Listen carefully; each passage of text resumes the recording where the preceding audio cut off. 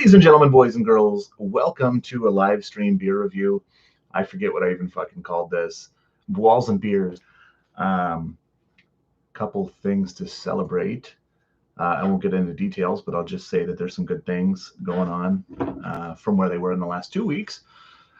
And there was something else that I wanted an excuse to drink this beer. I'm also a fucking grown man, and I can drink whatever I want. So decided to have a little bit of a special one tonight. This one is called Dearest Anna. So this is from Triptych Brewing. Sorry, the camera sucks. Once again, try to fix that in the future. Dearest Anna, a barrel-aged imperial stout conditioned with Intelligentsia coffee and Tahitian vanilla beans. Little background on Triptych. They are from Savoy. They are maybe 8 years old, somewhere around there. One of my friends and I kind of randomly saw it getting built or opened. We were kind of confused. This was in the early stages of getting into craft beer as well. We stopped in. They had maybe 3 or 4 beers on tap.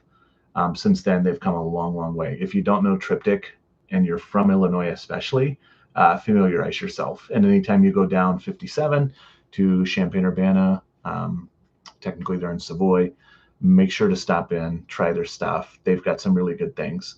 That's not to say I love everything. I think that's true of any brewery. Every brewery has some things you like and some things that aren't your jam. But in general, they put out some pretty good shit. And their barrel-aged stuff is top-notch. I would put it with any of the big hitters, in the Chicagoland area, or really based on my limited experience, I'd put it across, a lot of things I've had from across the country. Anyway, wax top. If you're strong enough, you can just pull it right off. I'm just kidding. Quick side note, wax tops are cool. They help control quality issues, control, etc. But I fucking hate them, especially when there's not a pull tab. They've gone back and forth. Sometimes they've done a pull tab, sometimes they haven't. They did not do one on this. Pro tip, if you have like a semi-nice bottle opener, wine opener, etc., which I just learned this in the last few months, they've got this nice little thing for cutting the top off of wine. Works well for cutting wax as well. Anyway, it is, I forgot to put the ABV in the description, but it is 15.8 ABV, 12-ounce bottle.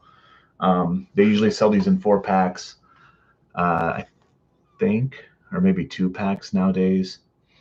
They're usually brewery only. Sometimes they'll do online. They kind of go back and forth. They try to play nice to people not local, but then they also throw bones to local people. So I applaud them for kind of switching back and forth, because if they did strictly online, you get a lot of punks that just want to buy it and flip it, or buy it and trade it, etc. So I applaud that aspect. Anyway, nothing special glass wise, just kind of an OG New Holland Dragon's Milk. Got this a long time ago. This continues to be one of my favorite stout glasses. So let's go ahead and pour this bad boy in. Uh-oh, little drippy drip. If I remember correctly, this was from... Hey, look, it's me. Color, for anyone who gives a shit, it's dark. It's dark. And it smells like coffee. A lot of coffee. And some vanilla chocolate kind of thing. Smells great.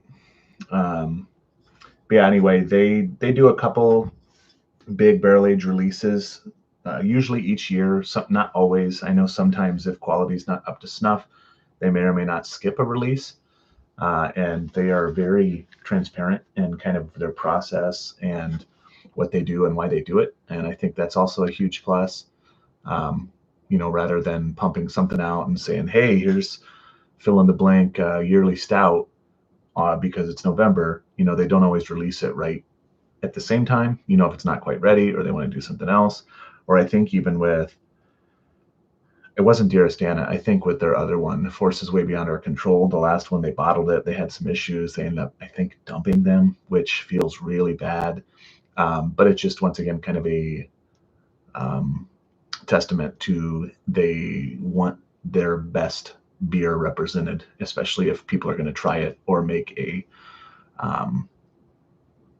judgment call on if they want to buy it in the future.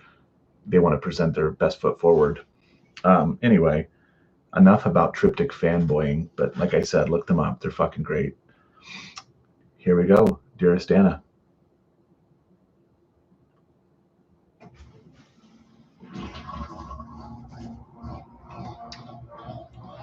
Oh, man. So much coffee.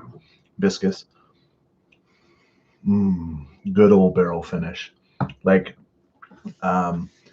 obviously, you don't have to watch every video, but if you haven't, go back and watch my other barrel-aged beer reviews. This, by far, has the most barrel on it of any that I've tried so far. I'm also not going to go over the whole cold versus warm versus room temp shit every time. I'll just say that I got this out of the fridge.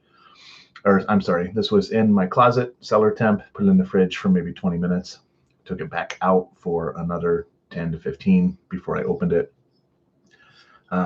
So it's like a nice chilled temp where it's slightly chilled.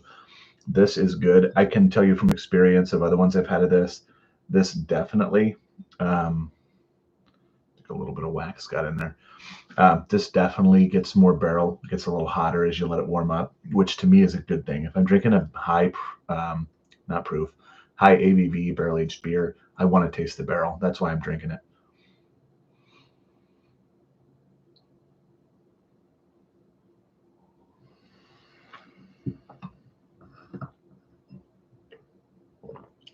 It's like a boozy, hey, I guess that's the trick. It's like a boozy, viscous coffee, stout. Ooh, wow, really, real good job delving into it there, Joe. But I mean, I'm sorry, that's what it is. It's a fucking excellent barrel-aged imperial stout with coffee and vanilla. I am a sucker for the OGs: coconut, vanilla, chocolate, coffee. Those are kind of the OG things people put in stouts, and I don't think you can go wrong with them. Especially if you're putting a base stout in there that's really good to start, and then you get good barrels and you let them mature for a good amount of time. I don't know. Sometimes that's 8 months, sometimes that's 16, sometimes that's 24. I don't always think the number makes a difference. Same with like whiskey. There are some whiskeys that are 5, 6, 7 years old that are better than something that's 12 years old. So it's just kind of got to sample it, and you got to have the right people making those decisions of what's ready, what needs blended, what needs this, what needs that, etc. So once again, hats off to Triptych. They're fucking great. If you can get their barrel-aged beers, you certainly should. They're kind of under the radar because they haven't really hit the Chicago market. I'm from the Champaign-Urbana rural area. I now live in the Chicago suburbs. So there's at least a handful of bottle shops up this way that do get Triptych occasionally. If you are interested in those and in the Chicago area, comment and I can give you those names or send me a message directly. But to be clear, they don't usually get a whole lot of this kind of stuff. This is more like brewery only. But they do get some of their just normal, regular bangers around here. And they do occasionally get some barrel-aged stuff, or they do events up here, etc. But they're great. They were at FOBAB this last year. This is the first year I didn't go to FOBAB in about 4 or 5 years. So I was a little let down. I didn't get to go there and bother the shit out of Anthony and Michael, whoever was there.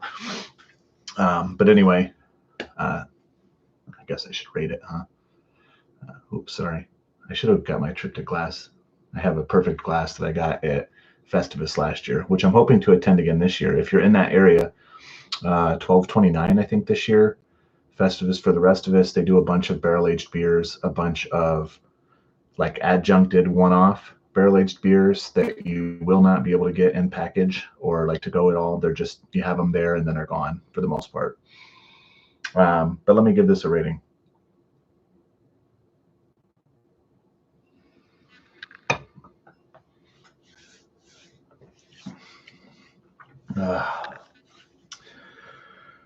so good. I'm not even gonna overthink it. That's like a 9.2. That's a 9.2 for real, man. It is so good. I can't think of a whole lot of barrel-aged stouts I've had that are better. So to me, like 9.2, I think kind of puts the bar pretty fucking high. I think one of the few beers I've truly rated is a 5.0 on Untapped, which I haven't been on in a long time. Sidebar to that, Untapped is great to look up to get a general idea, but I think too many people are slaves to punching in numbers for Untapped or wanting everyone to see what they had, just like Social Network, just like Facebook, etc. Or like me doing a beer review on YouTube so people watch it. Anyway, I think forces way beyond our control. The first one or the second one, I can't remember. I think I gave a true 5.0. And then also the AJ Stout 2022 batch one, the one that was like 19% ABV, but you didn't taste a bit over like 14-ish. That one was also a 5.0. Just incredible stuff, man. So once again, like I said, check out Triptych. They're fucking phenomenal. Savoy, Illinois, Champaign-Urbana, near U of I. They always have to-go stuff.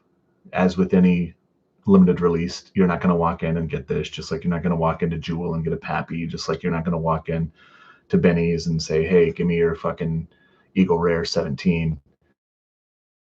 That doesn't happen. They don't just have them sitting around. You got to follow their socials. They have Facebook, they have Instagram, etc. But follow those. You can see when they have their limited releases. And like I said, they probably, hopefully, will have some stuff coming out for this year. AJ Stout, which is their once a year release. And then they usually do at least one or two different variants of AJs. And then Anna is kind of the offshoot coffee version, as far as I've understood. Not to say it's a 1-to-1 ratio, but Anna is usually the coffee version. So anyway, thank you for watching. This is a great 9.2 final answer. Fucking delicious. And I wanted an excuse to drink this, so I figured I would do a live video review. Anyway, don't forget to like, subscribe, go watch my other videos. Anyway, thanks and have a great night, guys.